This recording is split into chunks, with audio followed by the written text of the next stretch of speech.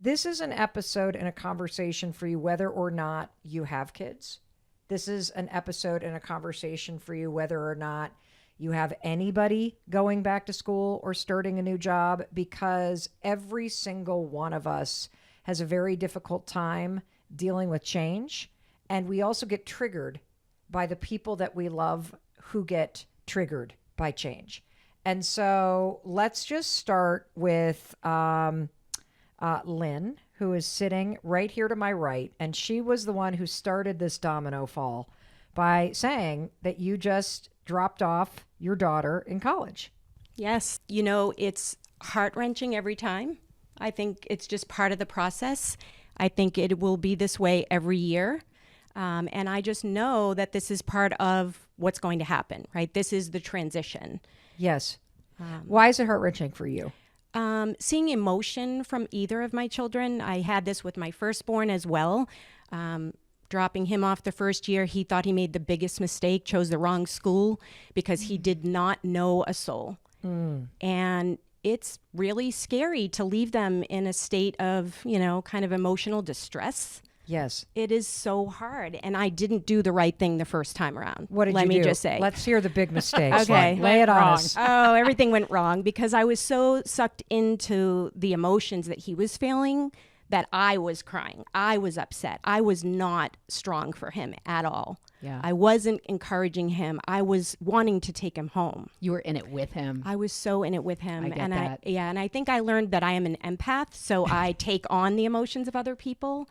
A dog trainer told me once that I was, the weak link. So it's true. I was then the weak link because anytime anybody else was suffering or upset, or I thought I was putting somebody into this uncomfortable place, I just fell apart and I had to save them.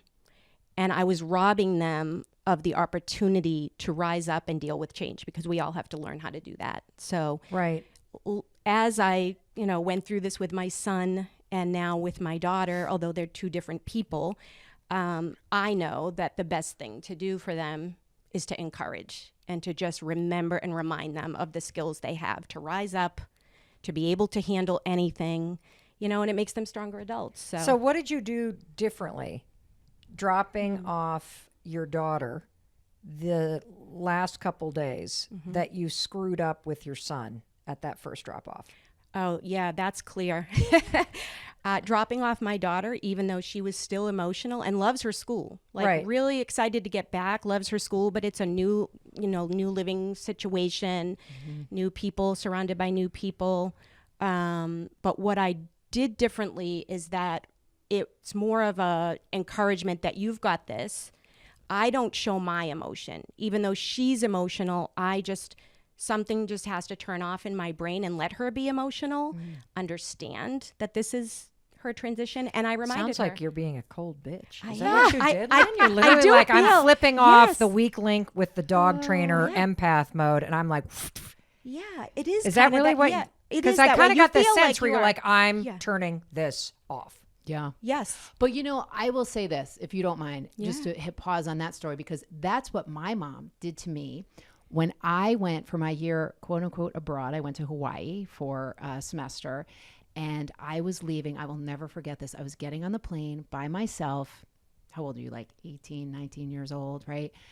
And I was so scared. I could almost feel like my voice trembling now. I can really get in touch with how afraid I was. And I remember I looked at my mom and I said, well, I can always come back if it doesn't work out, right? And you know my mom, she said, no. Yeah. She said, you can't come back. What? You better make this work out. Let me tell you, though, That's the Are best you thing. it is kidding the me? best Yeah. thing.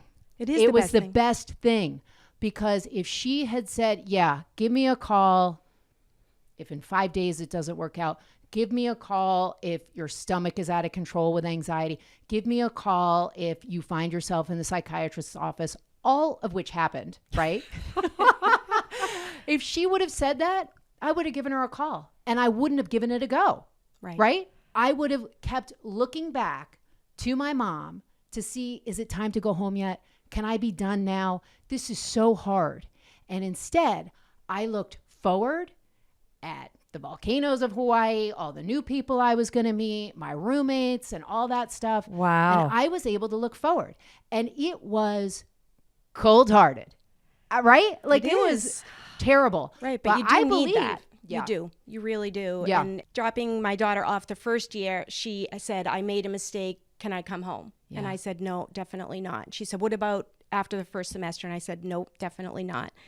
And she's, I said, you have to make it a go of it for a whole year. You have to give it your all. You've spent a whole year choosing this school, and you won't know until a year to experience everything. And that's what she needed to hear. What are you thinking about now? I literally probably look like I'm going number 2. I have such a stunned look on my face. I'm realizing I needed this conversation, and I'll tell you why.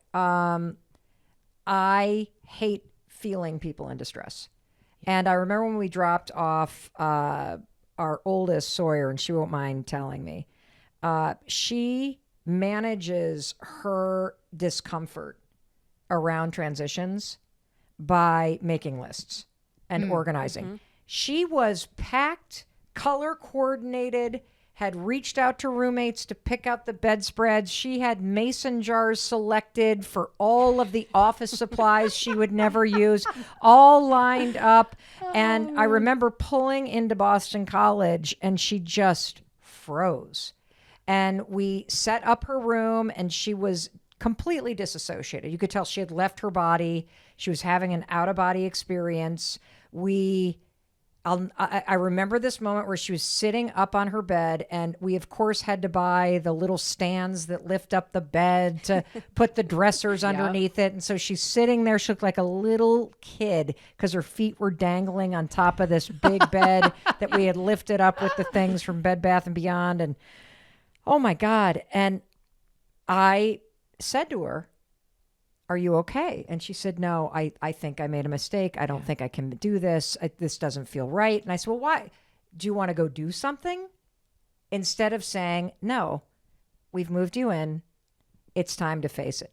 And so we drove into Boston, and we walked around the Container Store and a Target, and we had the world's worst kind of early dinner, trying to kill time, as you could tell that she just didn't want to go back. And it was a major mistake. And I remember when we dropped off Kendall at USC. Again, I love what you just said about the fact if you spend a year picking this place, you have to give it a year. I think that's a good barometer for a job too. Yeah. And or for grade school, like if you spent a year working up to this next grade, give it a year. Yes. Before you think like, oh, this, like I'm still afraid I'm not going to make this happen. Yes. You spent a year. Yes. I love that. Yeah. And I remember how hard it was for Kendall to get into this program. I've talked about it on this podcast. It was like winning American Idol and Division I recruiting to get into this pop music major program at USC.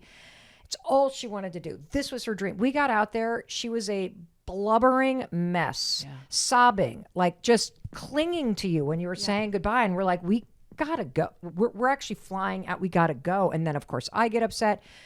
And I do think getting sucked into their nervousness, which is normal, is destabilizing for them when you're not strong through it. Yes, like there's I a agree. way to validate, hey, and one of the things that I wanted to share with you guys immediately is steal this. All three of us have one major takeaway from this, and it's that one of the things that you can say to somebody is, of course you're upset. This is your process for going through change.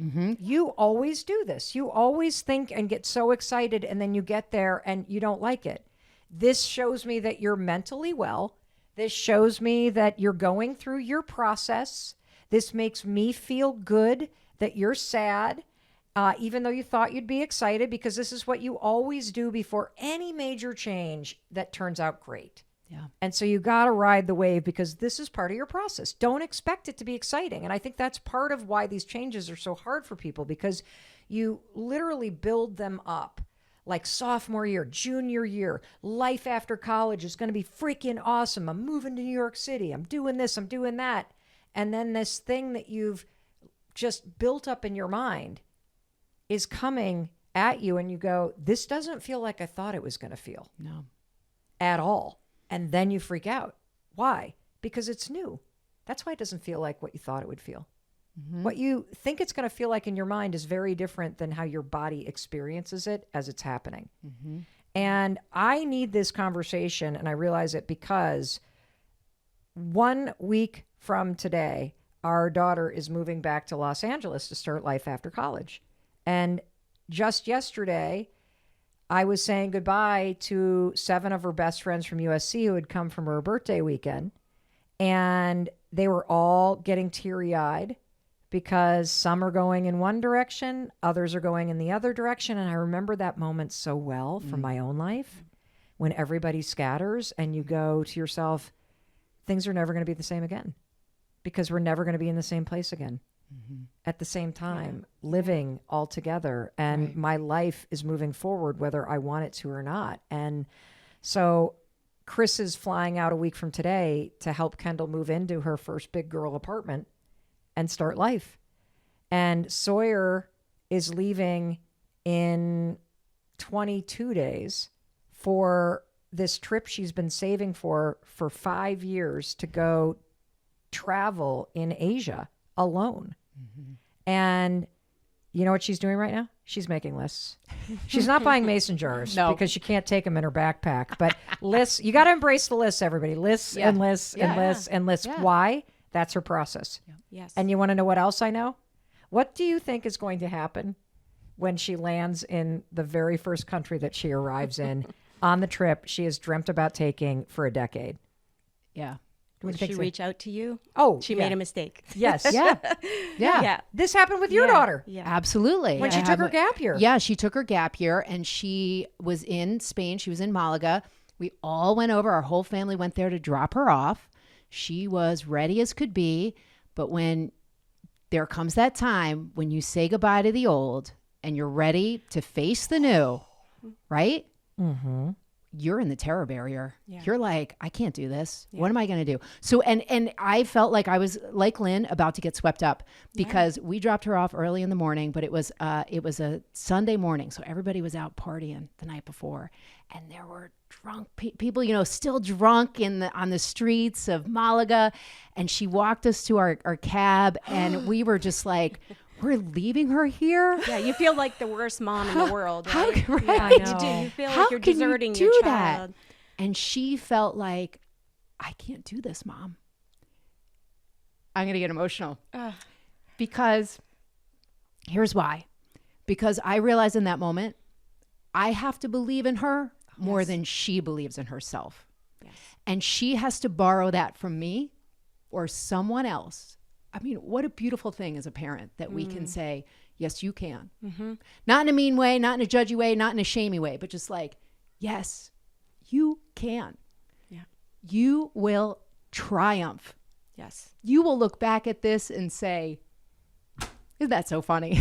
Yeah, that's amazing because it's true. They need encouragement. Yeah. They just need you to be confident, not sucked into the emotion. Yes. And just be okay with the emotion like that. We're not okay when we see somebody upset, right? That's hard. Right. But you know, on the other side of that, if you encourage, they are going to triumph. So they are in their own way. Yeah. And then they move up that ladder of life and they like do 4 months in Spain. And then the next thing you know, like they're doing something else really awesome. Right. I'm not going to figure out what she's going to do next, but you know. Drum roll, please. Drop off. College drop off. It is the season of saying goodbye, of saying hello to new chapters, of dropping people off. This is an episode and a conversation for you, whether or not